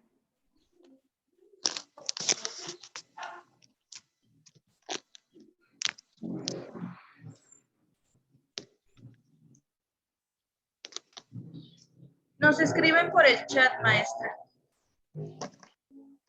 ¿Sí? Nos dicen, en este sentido, ¿se deben de analizar y buscar redes de apoyo? Sí. Es difícil contar con redes de apoyo. ¿Por qué? Porque estamos hablando, las redes de apoyo normalmente se dan dentro de la familia.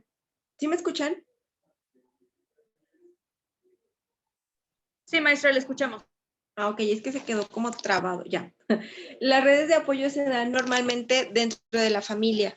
Entonces, bueno, aquí vamos a entender que la familia se encuentra dentro de una misma dinámica.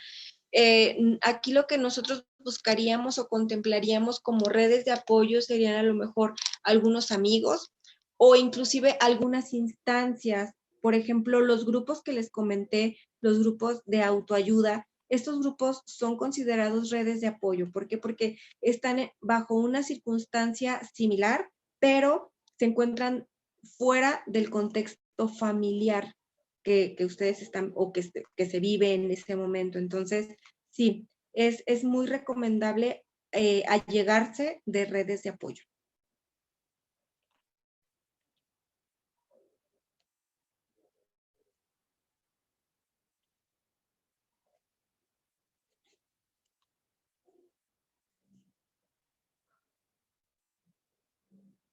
Dice que si en el supuesto de la terapia grupal cabe la posibilidad de, y ya no vi lo demás, se me fue, a ver.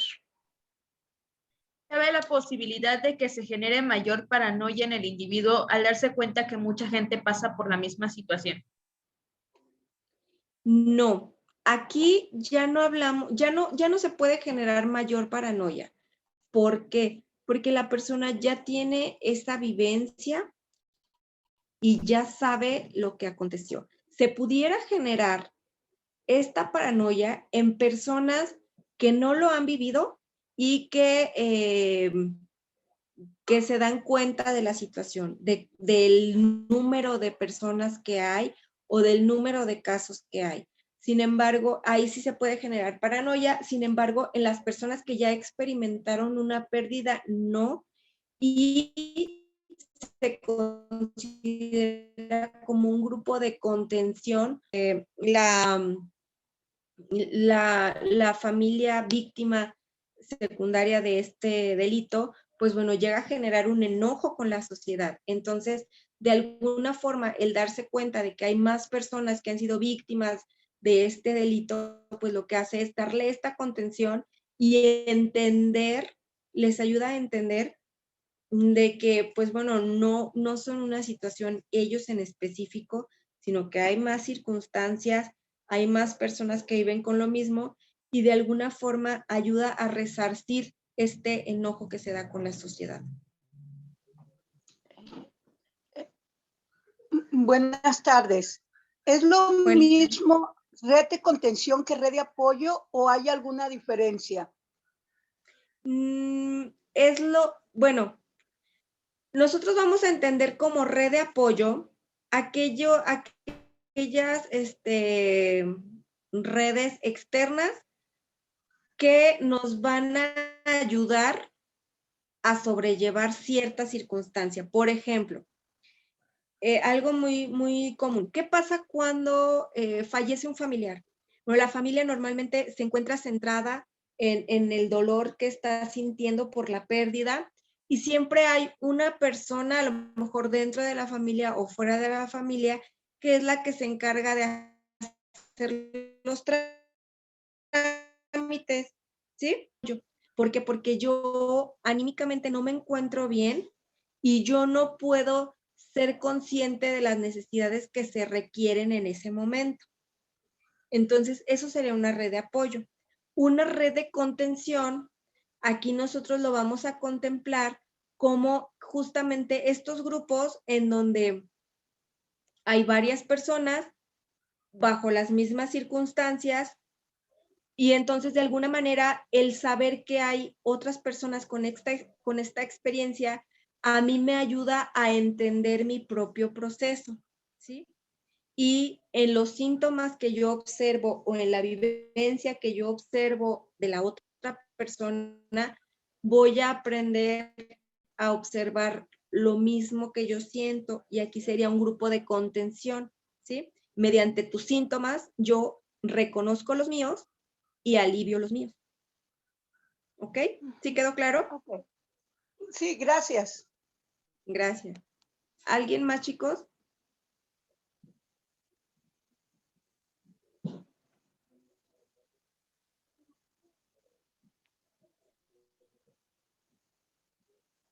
Creo que no, ¿verdad?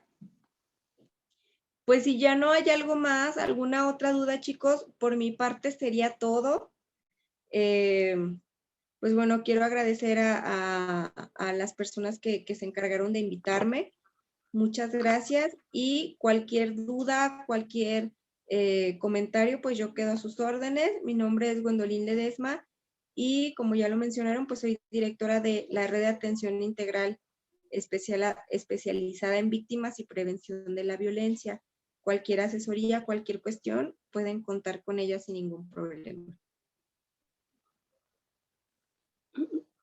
Yo llegué un poquito tarde y ¿dónde está ubicada o será que nos pueda dar su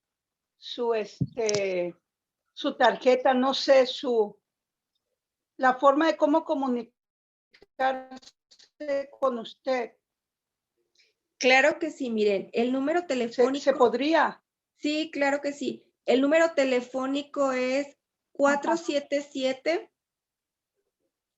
404 2500. Perfecto. Y pues bueno, aquí contamos, hay varios psicólogos, hay abogados y hacemos como todo este tipo de acompañamientos en estas circunstancias. Y el domicilio es Avenida Guanajuato, 139 en Jardines del Moral. Para cualquier situación en la que les podamos apoyar, con todo gusto.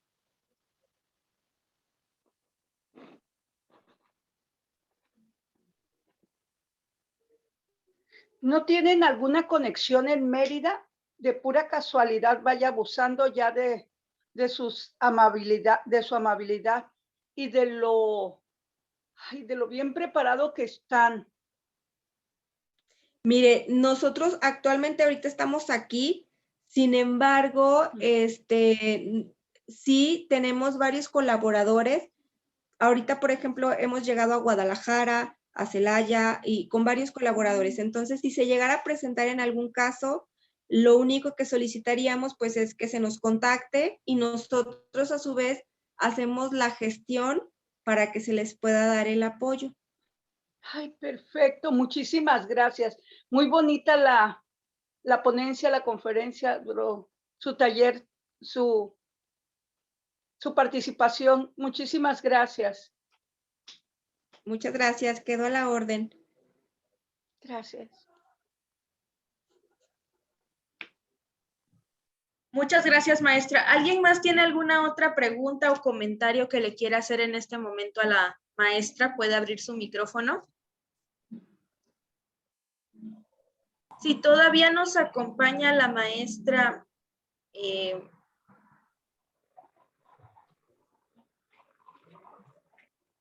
Por acá nos están haciendo algunas preguntas y todavía nos acompaña la maestra María de Los Ángeles. Nos están haciendo aquí una pequeña pregunta.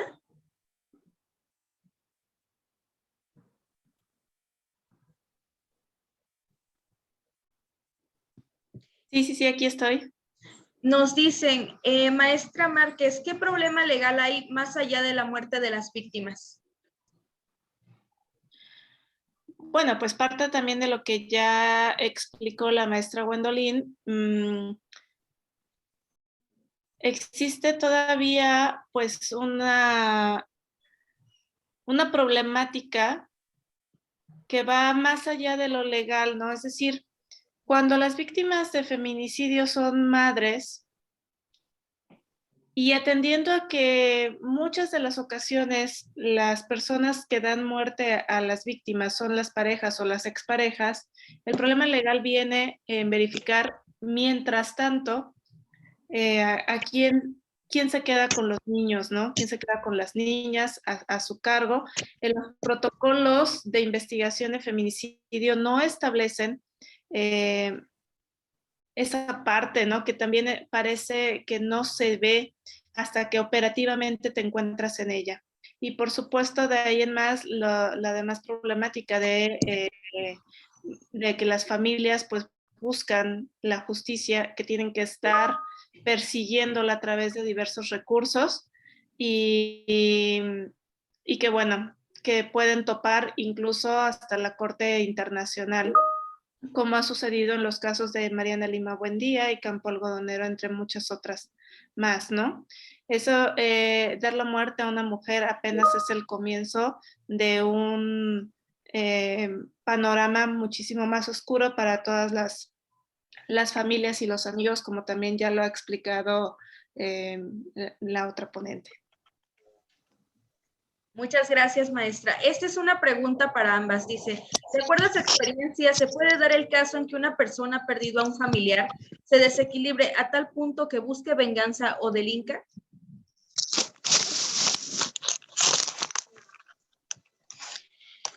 Sí se puede dar, y de hecho lo mencioné hace un momento, que llega a haber un grado, o dependiendo de la gravedad, pero puede llegar a darse a tal grado de que exista una desorganización en cuanto a la estructura de personalidad, y claro que sí se puede llegar a presentar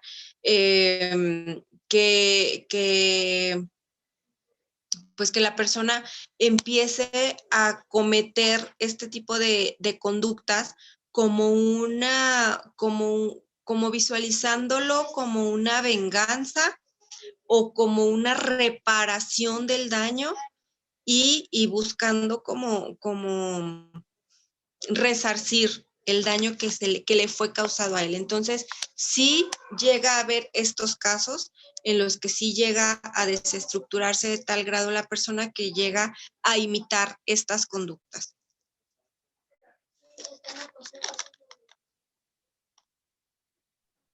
Muchas gracias.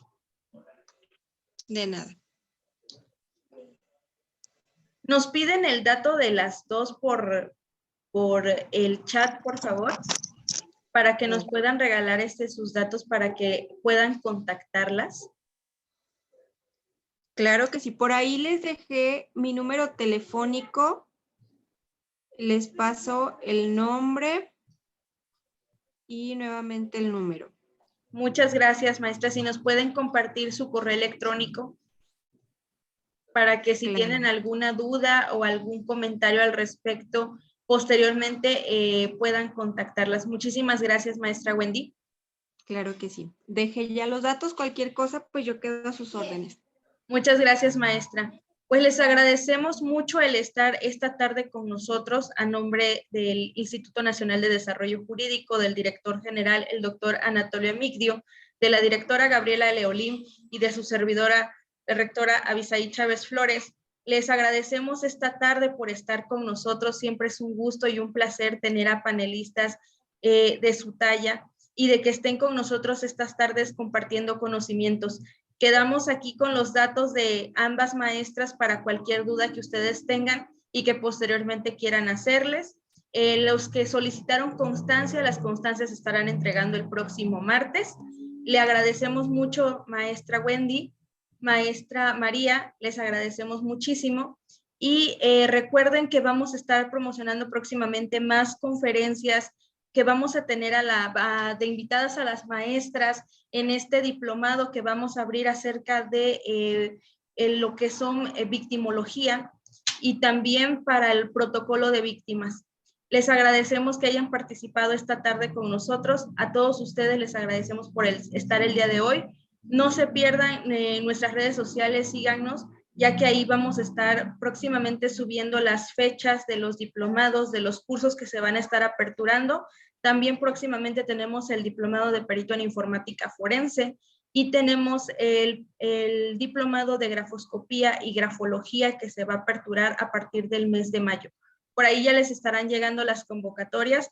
Muchas gracias a todos. Tenemos también por ahí el diplomado en materia laboral que también se va a estar aperturando. Tenemos el curso en materia fiscal que va a estar con el magistrado y la licenciada Marta, que es del SAT, para que también sigan todas nuestras actualizaciones y nuestra oferta académica. Muchísimas gracias, maestra. Les estaremos enviando sus reconocimientos a su correo. Gracias por compartir a todos ustedes. Les deseamos excelente tarde y muchísimas gracias. Muchas gracias. Hasta luego. Quedo a sus Hasta órdenes. luego. Gracias. Excelente tarde. Muchas Excelente gracias. tarde.